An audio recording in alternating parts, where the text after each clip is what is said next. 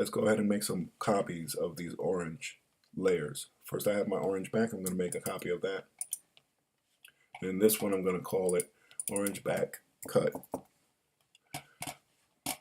Then I'm going to go ahead and create a copy of the orange front, and I'm going to duplicate that layer and call it orange front cut.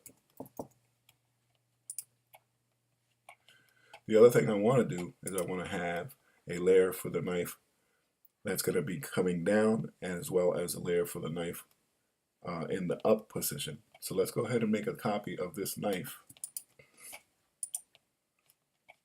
And I actually want to call this knife up. Since I labeled that one knife up, I'm going to go ahead and go down here to this other knife layer and change the name of that to knife down. All of this will make sense in just a moment. Let's go ahead and select the knife up layer and go to our 3D panel.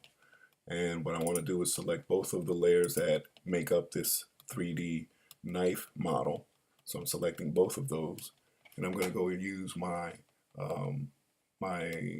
control up here, that one that looks like a little cross, and I'm going to bring that knife up. You'll notice that there are two knives, and that's what we want, because one of them is going to be in the up position and the other one is going to be in the down position.